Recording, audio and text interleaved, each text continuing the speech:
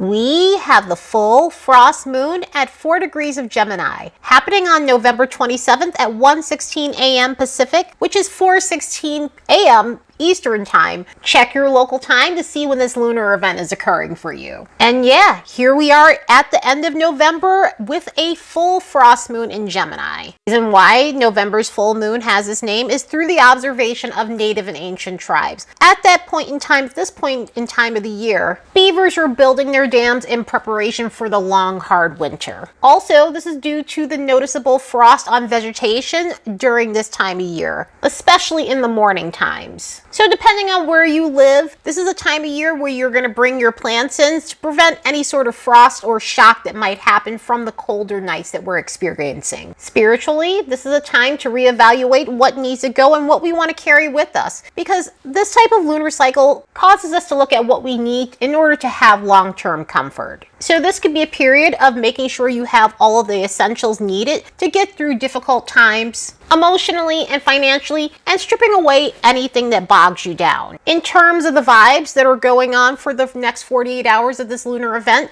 they're a little bit on the harsher end. Energetically, this moon is a little bit harsh. It's somewhat rough around the edges in terms of the transits. And of course, for that reason, the vibes on the graph are very reflective of that. There will be a steady stream of mental and emotional sensitivity from the 27th all the way up until the 29th, and intersecting that is psychic vibes along with imagination and confusion.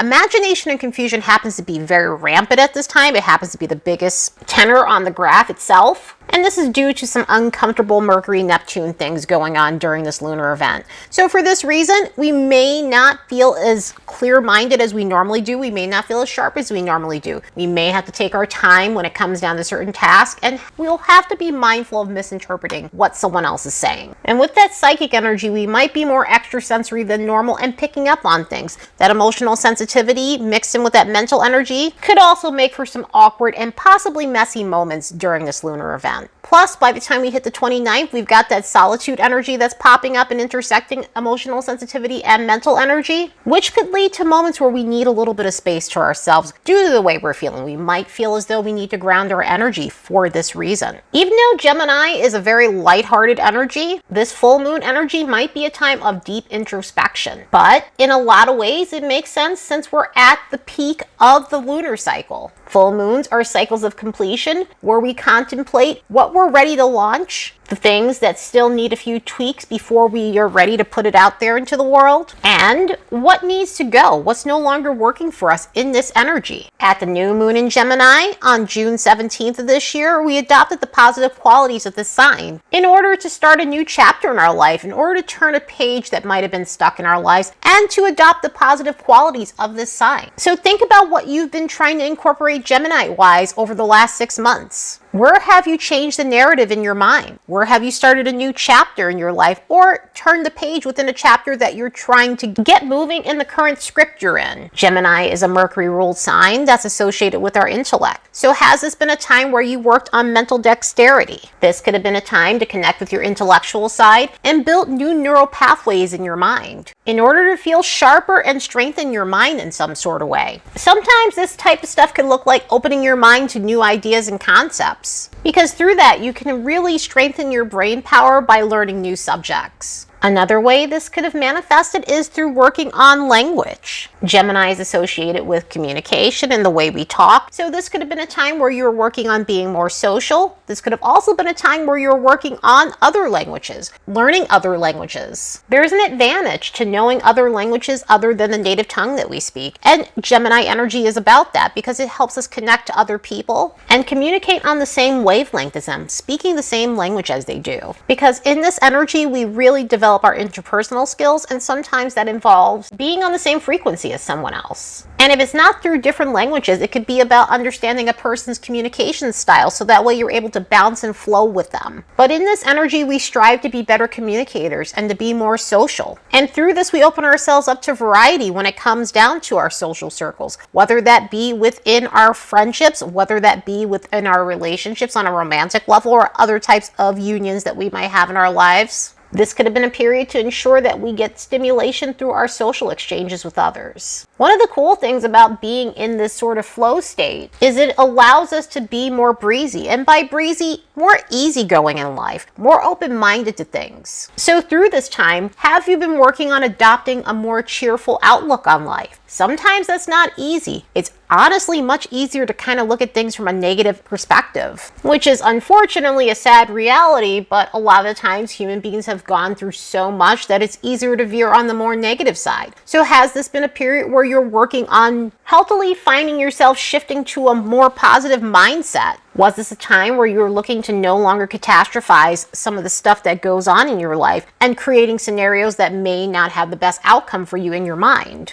And if you've been working on that, have you been able to shift gears when your mind veers to an uncomfortable place? That way, you're able to focus on a brighter outlook and feel more hopeful about what's to come. And speaking of hopefulness, was this a time where you recognize that you're needing something more than your immediate surroundings? Because Gemini and also Sagittarius are travel signs, we tend to focus on our environment and how it's working for us. Sagittarius is about long distance, while Gemini happens to be about our immediate environment, our local city, or within the town and state that we might live in. But with this, has this been a time where you've considered a move to an environment that aligns with who you are, aligns with the environment that you want to live in? With this being a full moon, this might be a time where you have a decision about what you want to do about that. And it doesn't have to be a big, gigantic move. It could be moving to another neighborhood, since Gemini has to do with neighborhoods. So this could have been a time to consider what's best for you in terms of your immediate environment. And with that, that could be rediscovering your immediate environment. It could be rediscovering your neighborhood, rediscovering your local scene and your community. This could have been a period to really enthrall yourself in that scene and appreciate it for what it is. That way you're getting the most of what your community and city has to offer you. Sometimes when we've lived in the place for a very long time, we might become desensitized to all the cool things that are around us. So this could have been a period to truly take advantage of all the sights and all the cool things that your neighborhood has to offer and your city. As someone who happens to be from New York City, it's one of those cliches that we've never gone to the Statue of Liberty, we've never gone to the Empire State Building, and that thing does tend to happen when you live in a city. So sometimes you have to plan a little trip and excursion for yourself to see the sights, or even just checking out certain landmarks in your area. Gemini energy teaches us to appreciate those things and to fully throw ourselves into them. So hopefully this was a period of turning the page and creating a new narrative in your mind that allows you to get back in alignment with your intellect, your social side, and the fun parts of your personality. Let's look at these transits and see what we can expect from this lunar event. As a reminder, don't forget to like and subscribe because it helps this channel grow. And if you'd like to support the work of this channel, you could do so by buying me a fresh cup of coffee. There's a link in the description box below.